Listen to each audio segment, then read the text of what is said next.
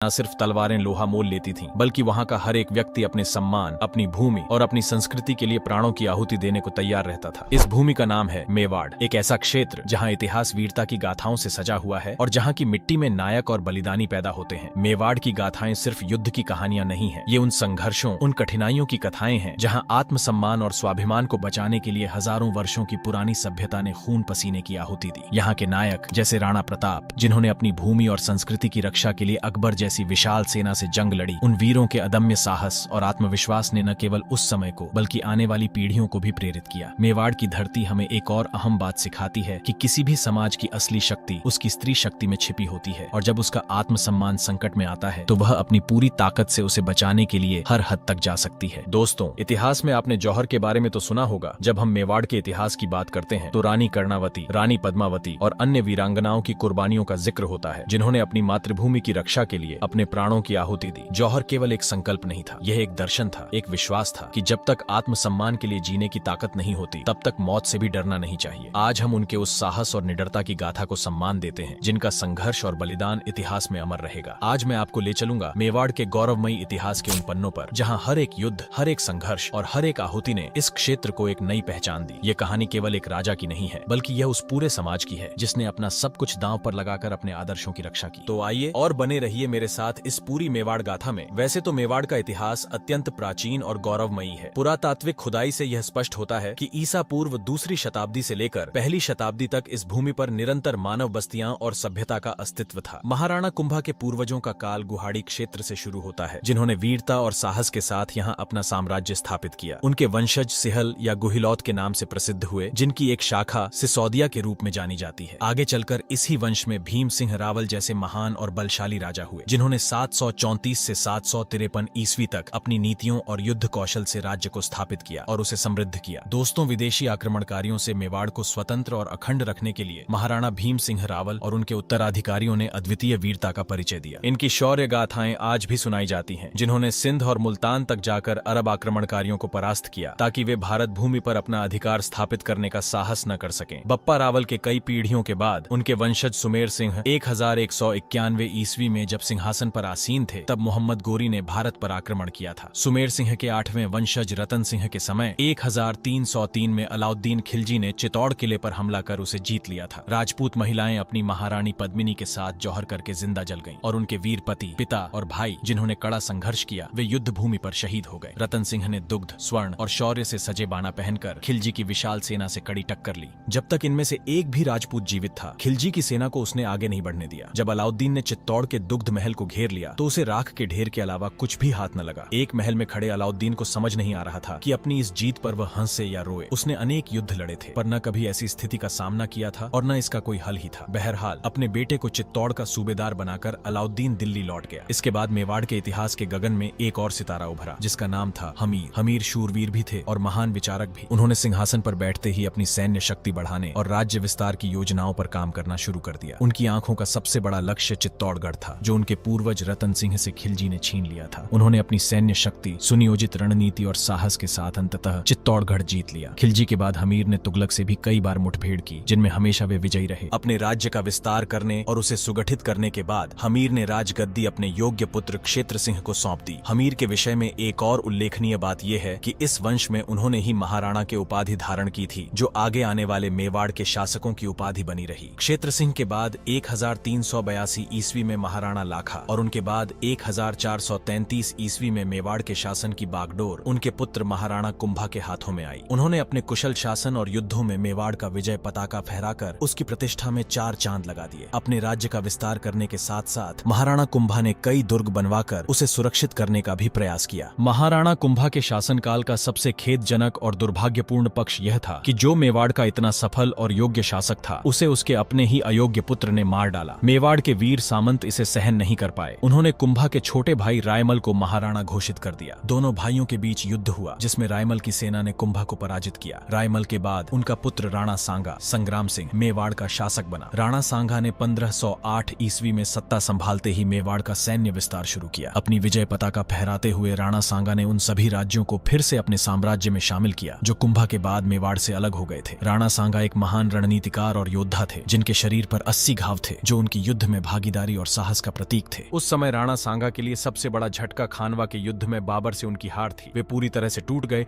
और जंगल में चले गए। इसी हालत में 1528 ईस्वी में उनकी मृत्यु हो गई। राणा सांगा के बाद मेवाड़ का इतिहास उथल पुथल, अराजकता, हत्याओं और शर्मनाक गाथा का इतिहास है, जिसके अंतिम निर्णय के पश्चात उदय सिंह को महाराणा का पद मिला। षड्यंत्र के बल पर दासी पुत्र से महाराणा बने बनवीर को युद्ध में हराकर 1540 ईस्वी में उदय सिंह जब सिंहासन पर आसीन हुए, तब मेवाड़ में अराजकता का वातावरण था। हालांकि तब उदय सिंह की उम्र बहुत कम थी, लेकिन जल्द ही उन्होंने राज्य को ठीक से संभालने की कोशिश शुरू कर दी और धीरे धीरे मेवाड़ की हालत सुधारने लगी। युवा होते ही राणा उदय सिंह आक्रामक विलासिता में डूब गए। उनके रणी निवास में 20 रानियां थीं। उनके पूर्वज जहां तलवार के धनी थे, वहीं विलासी उदय सिंह को उनकी तुलना में कायर ही कहा जाएगा। उनके राजकाल में जब पहली बार 1544 ईस्वी में शेरशाह सूरी ने जोधपुर जीतने के बाद चित्तौड़ का घेरा किया, तो उदय सिंह ने आक्रमणकारियों का मुकाबला करने की बजाय दुर्ग की चाबी शेरशाह को भेज दी। शेरशाह ने भी राजपूतों की सेना से उलझना ठीक नहीं समझा। उसने समझते हुए समर्पण स्वीकार किया और अपने एक प्रतिनिधि शम्स खां को वहां नियुक्त करके उदय सिंह को उसकी देखरेख में शासन चलाने की अनुमति दे दी। चित्तौड़ पर दूसरा बड़ा संकट 23 अक्टूबर 1567 को आया, जब अकबर ने एक बड़ी सेना लेकर उस पर चढ़ाई कर दी। उदय सिंह को पहले ही इसकी भनक लग गई थी। वह तुरंत पहाड़ी क्षेत्र में चले गए। चित्तौड़ की सुरक्षा के लिए उन्होंने वीर राजपूत जयमल और फत्ता के नेतृत्व में 8000 राजपूतों को नियुक्त कर दिया। साथ ही आसपास का इलाका खाली करवा दिया गया। कुछ लोग दूर जंगलों और पहाड़ियों में चले गए। बाकी करीब 30,000 नगरवासी किले को सुरक्षित जानकर वहां आ गए। उन दिनों किला जीतने का एक पुराना आजमाया हुआ तरीका था, उसकी घेराबंदी करके बाहर पड़े रहना। जब किले का राशन पानी खत्म हो जाता था, तो उसमें तैनात छोटी सी सेना को फाटक खोलकर खुले में मजबूरी में सरेंडर करना पड़ता था। अकबर ने भी यही किया। वह कई महीनों तक किले को घेर कर बैठा रहा, पर उसके पास न इतना धैर्य था न समय था। उसने अपने कारीगरों को लगाकर किले की मजबूत चारदीवारी में सुरंगें बनाने और कई स्थानों पर उसे तोड़ने का काम शुरू कर दिया। आखिरकार राजपूतों के भरसक विरोध के बावजूद किले की दीवार कई जगहों से टूट गई। अब लड़ाई के अलावा कोई विकल्प नहीं था। राजपूत महिलाएं जौहर की ज्वाला में कूद गईं और वीर राजपूत बाना पहने दुर्ग के द्वार खोलकर मुगलों की विशाल सेना पर टूट पड़े। दोस्तों, विजयी अकबर ने जब चित्तौड़ किले में प्रवेश किया,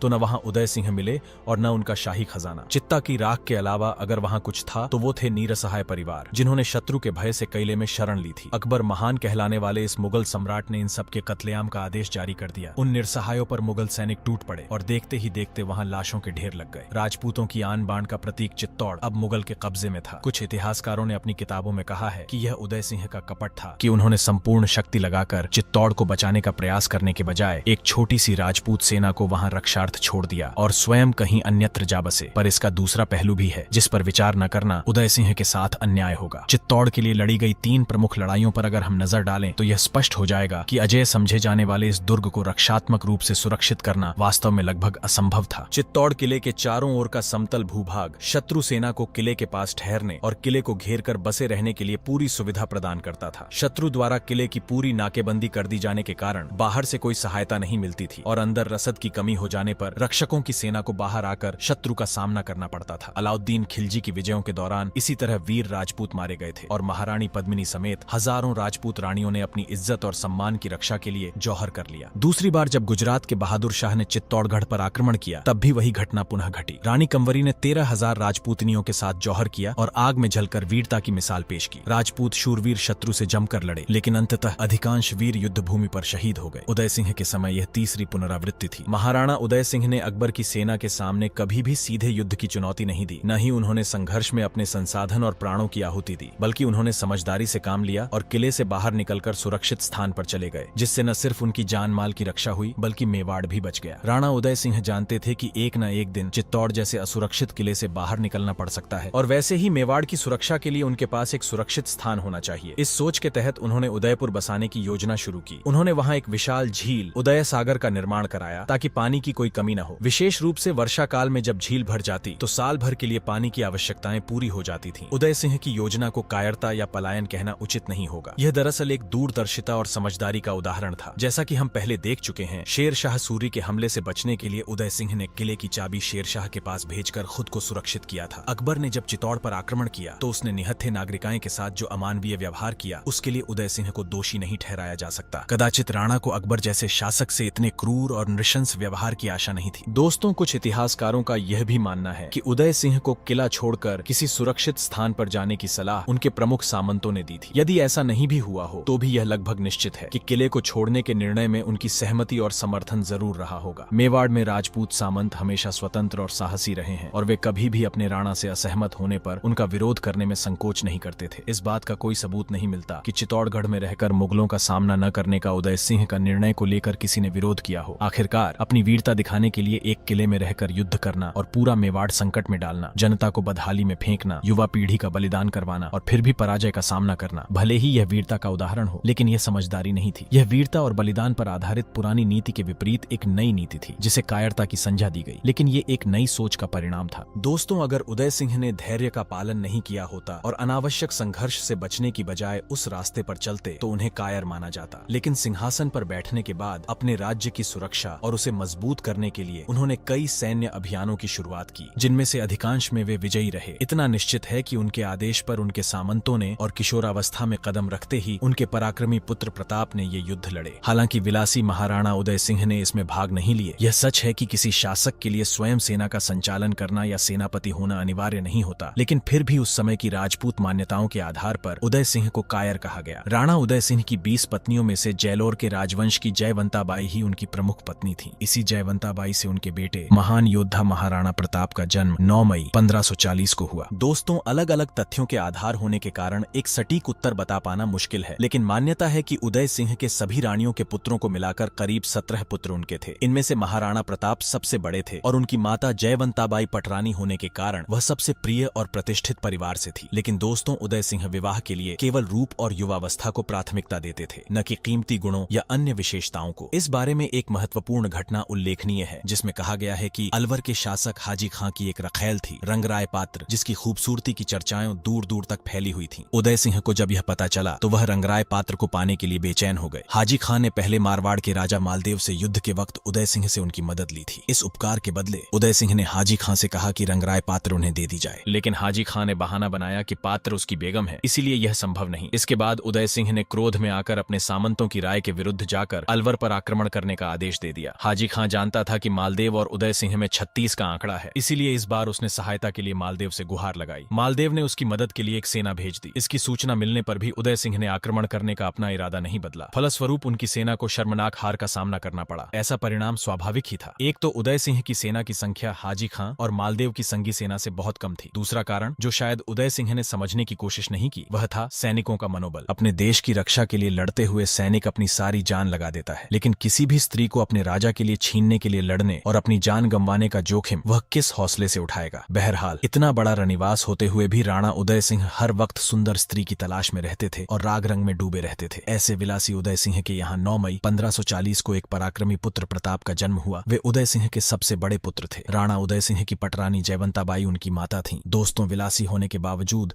उदय सिंह का राज्यकाल उथल पुथल से भरा था। उन्हें अपना सारा ध्यान राज्य को सुरक्षित करने, अपने शत्रु पर नियंत्रण रखने और सेना को सुदृढ़ करने में लगाना पड़ता था। इसलिए उन्होंने पहाड़ियों से घिरे गिरवा प्रदेश, जो काफी सुरक्षित था, उसमें उन्होंने उदयपुर का निर्माण भी आरंभ किया था। उनका शेष समय विलासिता में बीतता, लेकिन वे परिवार की तरफ बिल्कुल लापरवाह नहीं थे। उन्होंने सभी राजकुमारों की शिक्षा दीक्षा और शस्त्र परीक्षण का उचित प्रबंधन किया हुआ था, पर उनमें से कोई भी प्रताप जैसा योग्य साबित नहीं हुआ। इसका मुख्य कारण प्रताप के माता जयवंताबाई का अपने पुत्र के प्रति असीम प्रेम था। उन्होंने उसके लालन पोषण पर अपना सारा ध्यान केंद्रित किया। क्षत्रिय के वीरोचित गुण प्रताप को मानो घुट्टी में ही मिले थे। प्रताप अभी किशोर ही थे, फिर भी उन्होंने बड़े उत्साह के साथ मेवाड़ के सैनिक अभियान में भाग लेना प्रारंभ कर दिया। अब डूंगरपुर और बांसवाड़ा जैसी छोटी रियासतों के मालिक, जो सदा मेवाड़ के अधीन रहे थे, अब वे स्वयं को स्वतंत्र समझने लगे और सलूम्बर, सराड़ा और चावंड जैसे परगनों ने भी कर देना बंद कर दिया। तो राणा उदय सिंह ने अपने वीर पुत्र प्रताप को उनका दमन करने के लिए भेजा। मेवाड़ की शक्ति से परिचित होने पर भी डूंगरपुर का शासक आस्करण कर अपने किले में बैठा चैन की बंसी बजा रहा था। कारण यह था कि उसके आसपास के पर्वतीय क्षेत्रों में राठौरों ने छोटी छोटी 56 जागीरें बना रखी थी, जिनमें उसकी ही 60 गांठ थी। ये छोटी छोटी 56 जागीरों के कारण छप्पनीय कहलाते थे। इनमें घिरा डूंगरपुर खुद को सुरक्षित महसूस करता था। वहीं दूसरी तरफ प्रताप, जो अभी युद्ध की दृष्टि से कम आयु के थे, लेकिन पिता का आदेश पाकर 2000 घुड़सवारों के साथ सैनिक अभियान पर बड़े उत्साह से निकल पड़े। उन्होंने छप्पनियों से उलझने के बजाय उनके घेराबंदी का आदेश दिया और आगे बढ़ गए। चौहानों में से किसी ने भी छू तक नहीं की। यह देखकर आस्करण के छक्के छूट गए। विजयी प्रताप जब लौटे तो स्वयं महाराणा ने उनका भव्य स्वागत किया, जो कि स्वाभाविक बनता था। माता जयवंताबाई पुत्र की पहली सफलता पर फूली न समाई। आई। कहते हैं कि उन्होंने आनंदित होकर पुत्र को गले से लगा लिया और अपने शरीर के सारे आभूषण उनके सिर पर वार कर तत्काल दासियों में बांट दिए। तो दोस्तों, महाराणा प्रताप की इस युवा उम्र में ही जीत के लिए वीडियो को लाइक करके कमेंट